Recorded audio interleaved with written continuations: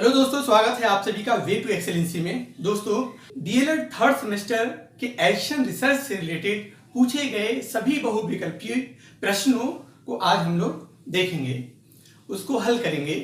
मेरा एक दावा है, मेरा यकीन है कि यदि आपने इस सेशन को तसल्ली से देख लिया, समझ लिया, तो पूरे एक्शन रिसर्च को आप समझ पाएंगे। चलिए स्टार्ट करते हैं और लेते हैं आज का पहला सवाल।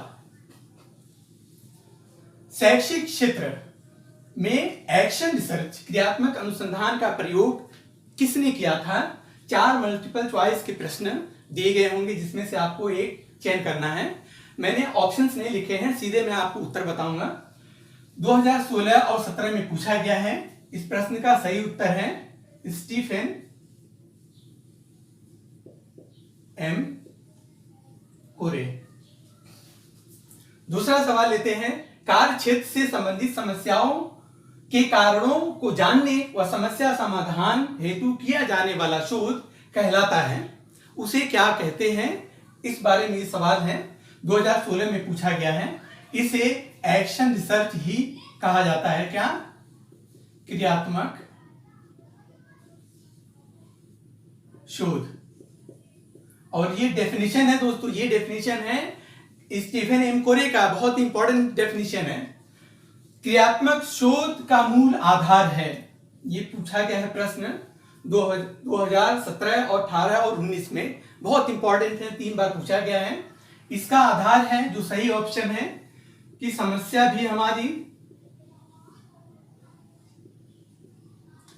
और तथा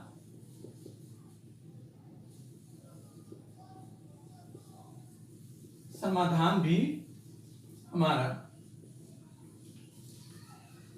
क्वेश्चन नंबर 4, क्रियात्मक शोध की विशेषता है।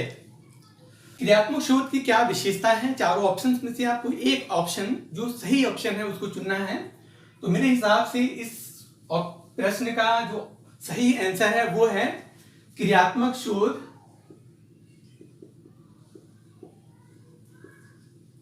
अनुभवजन्य होती है। कैसी होती है? अनुभवजन्य होती है। नेक्स्ट प्रश्न है, क्रियात्मक शोध का संपादन कितने चरणों में होता है? यह प्रश्न 2017 और 19 में पूछा गया है। कितने चरणों में किया जाता है? इस प्रश्न को विस्तार से हम लोग समझेंगे। एक्शन रिसर्च की इस टॉपिक में भी है ये। 6 चरणों में, यानी स्टेप्स कितने होते हैं एक्शन रिसर्च की, ये उसके बारे में बात करता है। क्वेश्चन नंबर 6, क्रियात्मक शोध में समस्या की पहचान करते समय होने वाले तथ्यों की जानकारी के अंतर्गत नहीं आता। इस प्रश्न का जो ऑप्शन सही है वो है पर व्यक्ति। ये नहीं आता। क्रियात्मक शोध में किसी समस्या का प्रस्तावित उत्तर, किसी समस्या का प्रस्तावित उत्तर, ये बहुत इंपॉर्टेंट है। ये हाइपोथेसिस के बारे में बात कर रहे हैं, तो इसका उत्तर है हाइपोथेसिस यानी परिकल्पना। नेक्स्ट है, क्रियात्मक शोध जिस लक्ष्य समूह के बारे में किया जाता है उसे क्या कहते हैं? 4 ऑप्शन है, चारों ऑप्शन में से क्या सही होगा?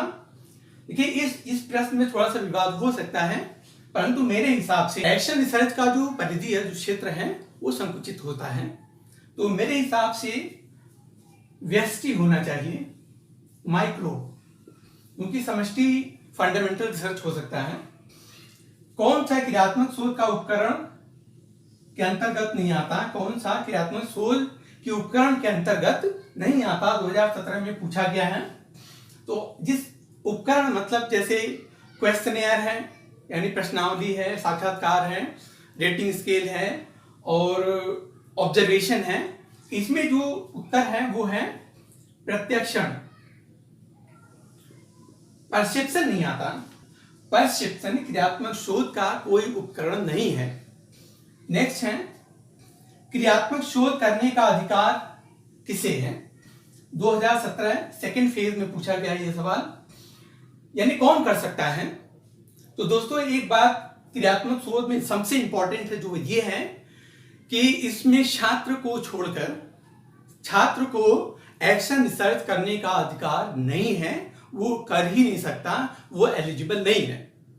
तो इसके अलावा जो भी ऑप्शंस में मैक्सिमम रिपीट कर रहा हो, जैसे शिक्षक हो सकता है, प्रधानाचार्य हो सकता है, प्रबंधक हो सकता है, और संचालक डायरेक्टर हो सकता है, या निरीक्षक हो सकता है, बीएसए हो सकता है, ये सारे लोग कर सकते हैं।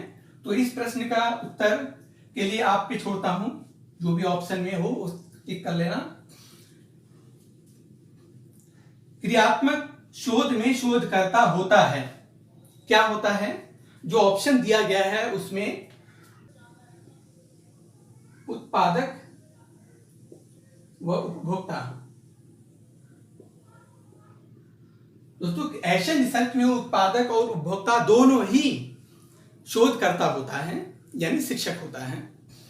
क्वेश्चन 12 लेते हैं। प्रोफेसर स्टीफन हॉकिंग की पुस्तक का नाम क्या है?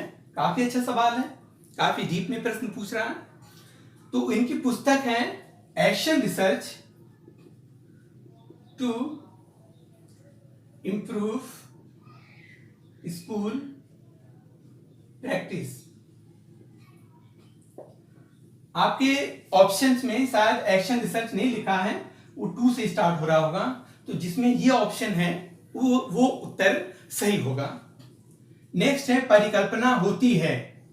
परिकल्पना होती है, जो ऑप्शन है दोस्तों 4 ऑप्शन, जिस ऑप्शन में कोई नहीं लिखा है उसे आप सही मानेंगे, क्योंकि बाकी 3 ऑप्शंस परिकल्पना से संबंधित कोई भी लक्षण इसमें दिखाई नहीं देता, तो कोई नहीं है जो वो इसका आंसर। क्वेश्चन 14, क्रियात्मक शोध एक्शन रिसर्च शब्द का सर्वप्रथम प्रयोग किसने किया था? अमेरिकी मनोवैज्ञानिक थे कोलियर लुईन। कोलियर व लुईन 2 लोग हैं। कोलियर और लुईन ने सर्वप्रथम एक्शन रिसर्च शब्द का प्रयोग किया था। नेक्स्ट है क्रियात्मक शोध सीखने का एक तरीका है, किसने कहा है? दोस्तों, ये डेफिनेशन है क्रियात्मक शोध का, और इसे कहा है स्टीफन एम कोरे ने ही, स्टीफन एम कोरे। मिलते हैं नेक्स्ट वीडियो के साथ। थैंक यू, ध्यान रखें।